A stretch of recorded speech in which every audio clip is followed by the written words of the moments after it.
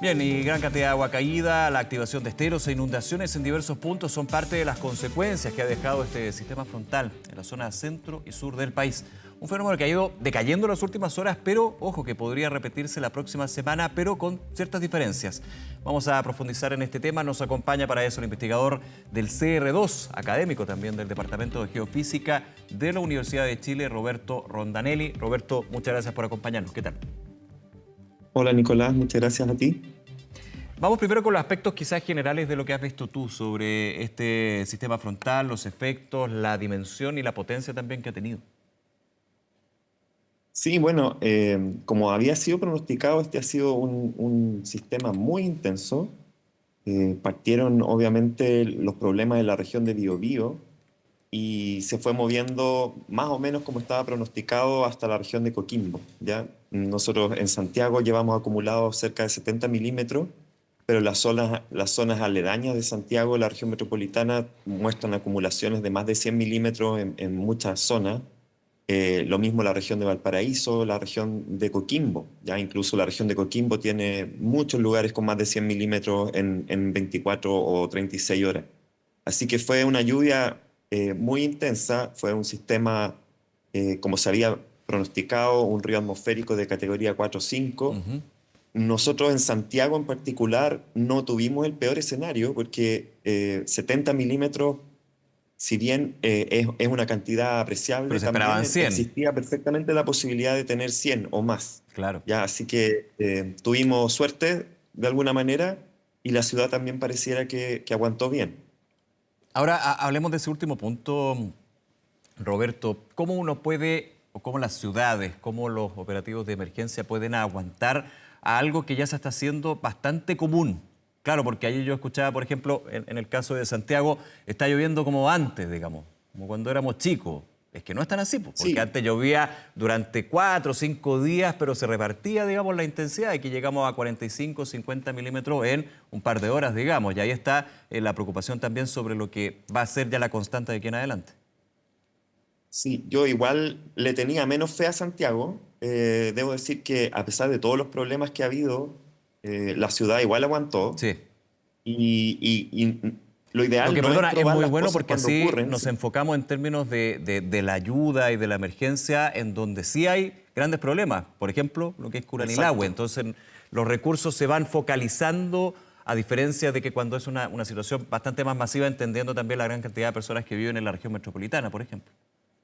Claro, pero lo que tú dices es cierto, o sea, esta anticipación que tenemos que tener hacia eventos mucho más intensos tiene que seguir ocurriendo y tiene que ser estructural. O Mm. sea, yo sé que nosotros somos muy de la coyuntura y vivimos como en esta sociedad de la distracción en que básicamente la próxima semana quizás vamos a estar hablando de otra cosa, pero aquí hay que tomar medidas para evitar los impactos de futuros eventos, ¿ya?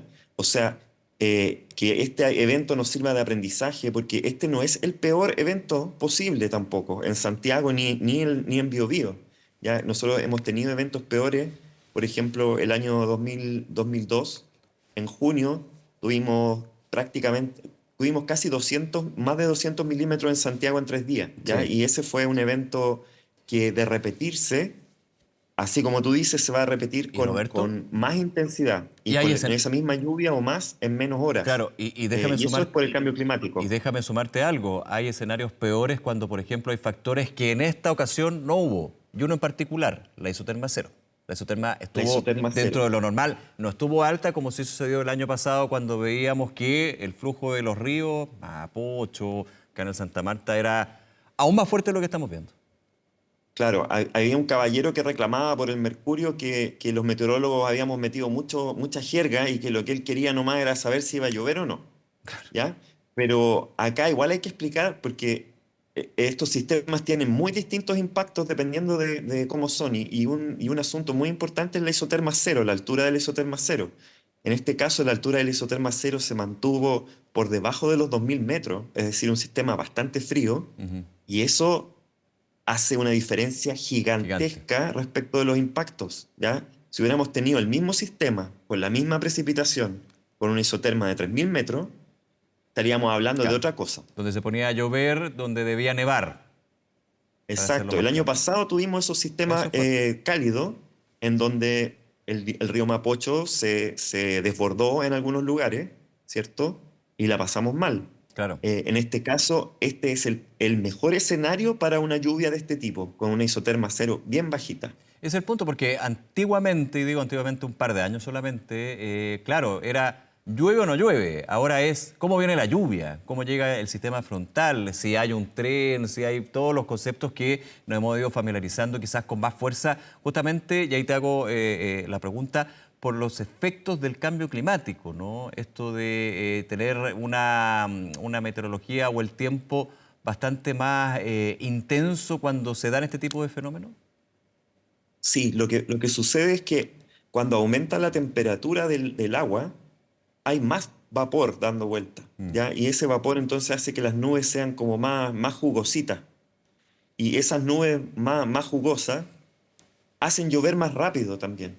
Entonces, la misma cantidad de agua cae en menos tiempo y básicamente con un suelo húmedo ya, porque hemos tenido un año lluvioso hasta el momento, los suelos están húmedos y cuando les cae esa precipitación de 10 milímetros por hora, que son tasas de precipitación muy altas, tasas de lluvia muy altas, son esas condiciones las que hacen que, por ejemplo, el suelo se despegue de la roca en las partes de la cordillera, ¿cierto? Si uno se imagina, la cordillera es una roca, pero con una capita de suelo encima.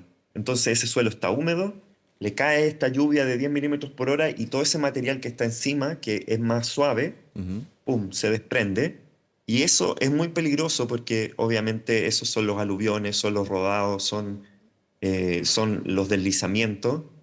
Y todas esas cosas ocurren con más frecuencia cuanto mayor sea la temperatura a la que está Sí. lloviendo. Oye, otro punto importante, Roberto, tiene que ver con la superficie, con el suelo, como tú decías, pero yo estoy preguntando más bien te pregunto por el suelo debajo de los cerros, en la ladera de los cerros.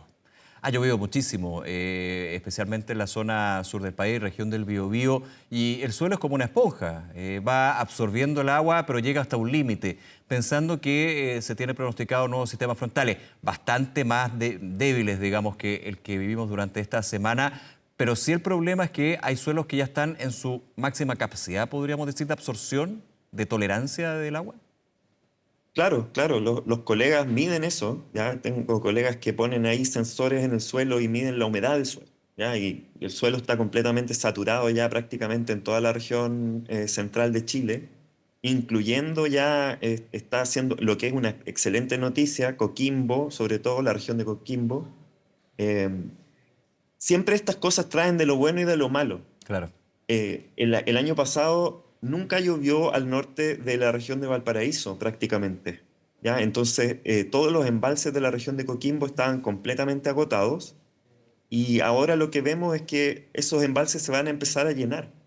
Y eso es una gran noticia para toda la gente que vive en la región de Coquimbo, ya que vive de la agricultura, pero no solamente, o sea, las grandes ciudades también se alimentan del agua que cae en cordillera. Así que, si bien nosotros tendemos a ser medio fatalistas y enfocarnos en los impactos negativos, también tenemos que pensar que este es el régimen natural de precipitación en Chile. O sea, así llueve en Chile. Nosotros en Santiago rara vez tenemos un año normal. Mm. Tenemos muchos años bajo lo normal y unos pocos años que son años súper sobre lo normal. ¿Ya? Y este hasta el momento está siendo uno de esos años sobre lo normal. Y en la región central lo mismo. Ya para la próxima semana de nuevo se prevén precipitaciones que van a llegar hasta la región de Coquimbo. Entonces seguimos acumulando agua para el verano, seguimos rellenando un poco las aguas subterráneas que se habían consumido durante la mega sequía. Entonces hay un montón de cosas optimistas dentro Sí. de las tragedias y de los desastres que pueden también ocurrir al mismo tiempo. Claro, estoy totalmente de acuerdo. De hecho, ver lo positivo dentro del impacto negativo que puede ir generando y abordando los dos puntos, porque lo positivo acá es que hasta hace, no sé, 12 años hablábamos, por ejemplo, en el verano, hace 3 años en realidad, de la posibilidad de racionamiento de agua en la región metropolitana, porque no iba a haber agua, digamos, para el verano. Bueno, ahora, desde el año pasado con las lluvias y este año también se va asegurando ese punto, lo cual, de todas maneras, igual no nos absuelve de la mega sequía de 14 años y hacer el llamado siempre a usar bien el agua, digamos, no aprovechar, digamos, que llovió con fuerza para decir, bueno, aquí llenemos todas las piscinas de una, no sé, por decirlo de alguna Claro, manera. totalmente, Nicolás. Aquí nosotros estamos ante un escenario en nuestro país en que la seguridad hídrica, es decir, el acceso al agua, es el tema principal de adaptación al cambio climático. Claro. Todos los modelos de cambio climático muestran que nuestra lluvia va a disminuir cerca de un 20% si es que el planeta se calienta a 2 grados Celsius. Y esa disminución va a ser para siempre. ¿Ya? A menos que inventemos tecnología que no tenemos para retirar CO2 desde la atmósfera, gases de efecto invernadero. Entonces, nosotros nos tenemos que acostumbrar a vivir con una isoterma cero más alta y con mucho menos agua. Y la verdad es que el desarrollo económico de Chile ha puesto un estrés más grande todavía en el uso de más agua, ¿cierto? Entonces consumimos más agua que antes y tenemos menos, ¿ya? Ya. Nuestra legislación lamentablemente no da cuenta de estas cosas, ¿ya? Seguimos, los derechos de agua, por ejemplo, están otorgados de manera permanente y son derechos de agua que no existe, ¿cierto? Porque el cambio climático ya la hizo desaparecer.